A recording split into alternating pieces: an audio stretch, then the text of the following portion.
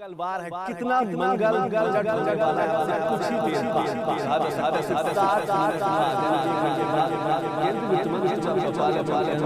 जब आवाज उम्मीदों की आवाज, उम्मीद इसकी कैसे टैक्स स्लैब में बदलाव हो, कैसे जो मध्यम वर्ग है उसको ज्यादा से ज्यादा फायदा पहुंचाया जा सके।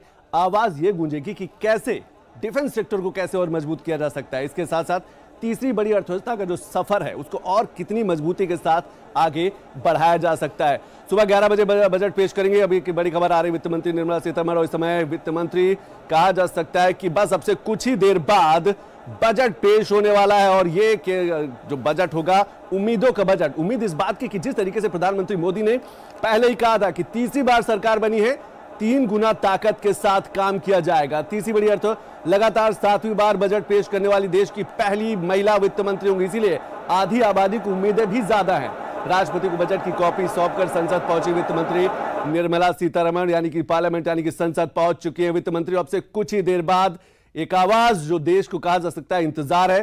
सुबह 11 बजे जैसे ही घड़ी की सुई 11 बजाएगी वैसे ही बजट की शुरुआत हो जाएगी। तो इस समय की एक बड़ी खबर, ब्रेकिंग न्यूज, अब से वित्त मंत्री जो निर्मला सीतारमण है वो पार्लियामेंट पहुंच चुकी हैं और राष्ट्रपति को बजट की उन्होंने सबसे पहले एक कॉपी सौंपी है, उनसे मुलाकात हुई, उसके बाद वो सीधे पार्लियामेंट पहुंची है। तो अब से कुछ ही देर बाद बजट की हो जाएगी शुरुआत। बजट आने वाला है, किसके लिए क्या लाने वाला है, सबको इंतजार है कि वित्त मंत्री के पिटारे में किसके लिए क्या होगा, मध्यम वर्ग के लिए क्या होगा, डिफेंस सेक्टर के लिए क्या होगा, एग्रीकल्चर सेक्टर के लिए क्या होगा, इंफ्रास्ट्रक्चर के लिए क्या होगा, या फिर इसके साथ साथ कहा जा सकता है कि आधी आबादी और एग्रीकल्चर, किसान, यानी कि किसान शुरुआत से 2014 के बाद से किसान जो रहा है सरकार के एजेंडे में रहा है। और इसीलिए आज मंगलवार है, यह बजट कितना मंगल होने वाला है, मंगलकारी होने वाला है देश के लिए, क्योंकि 3 बड़े लक्ष्यों के साथ इस समय हिंदुस्तान आगे बढ़ रहा है। सबसे बड़ा पहला लक्ष्य तीसरी बड़ी अर्थव्यवस्था की तरफ आगे बढ़ाना, यानी कि जापान जर्मनी को पीछे छोड़कर अमेरिका चीन के बाद भारत अपना स्थान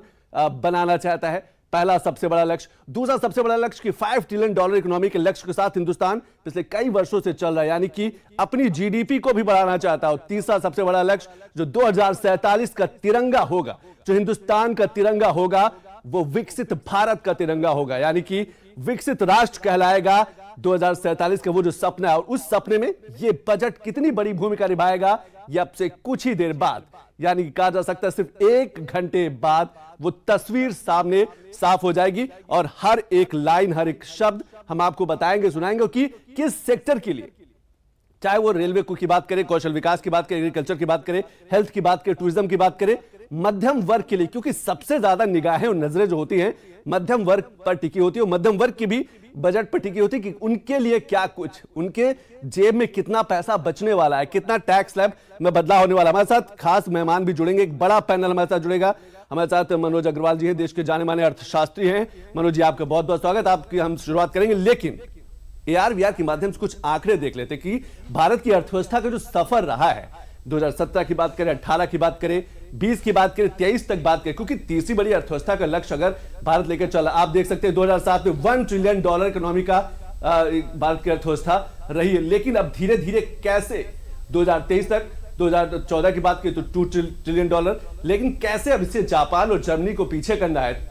2017 की $3 ट्रिलियन की इकोनॉमी भारत की रही है, लेकिन अब 2023 की बात करें तो 3.73 के आसपास इस समय भारत की अर्थव्यवस्था है। और अब कुछ ही वर्षों बाद ये जो है 4 के पार जाएगी, और जैसे ही 4 के पार जाएगी वैसे जापान, जर्मनी पीछे चले जाएंगे। ये एक बड़ा आंकड़ा। लेकिन एक जीडीपी की बात करें कि 7 देशों की जीडीपी क्या कुछ कहती है, देश में, पूरे विश्व में कितनी बड़ी जीडीपी, अमेरिका की जीडीपी कितनी है, चीन की जीडीपी कितनी है, वो कुछ हम AR/VR के जरिए देखते कि आखिर जीडीपी में भारत कहां पर है। इसके साथ साथ अमेरिका की जीडीपी कितनी है, चीन की जीडीपी कितनी है, और बाकी देशों की जीडीपी कितनी है, क्योंकि यह जीडीपी तय करता है कि कितनी तेजी के साथ जो देश है वो आगे बढ़ रहा है और इसीलिए इस बजट से सबको ज्यादा उम्मीद है। लेकिन एक रिएक्शन ले लेते हैं। मनोज जी, 1 घंटे बाकी रह गए हैं सिर्फ बजट पेश होने। कल हम चर्चा कर रहे थे कि 16-17 घंटे बाकी थे, लेकिन अब से कहा जा सकता है कि 60 मिनट बाद देश का बजट आ जाएगा। किस तरीके से देख रहे हैं? देखिए, ये बजट जो हम लोग बात कर रहे थे विकासोन्मुखी होगा। सन 1947 नहीं, 2047 विकसित भारत की ओर बढ़ता हुआ मजबूत कदम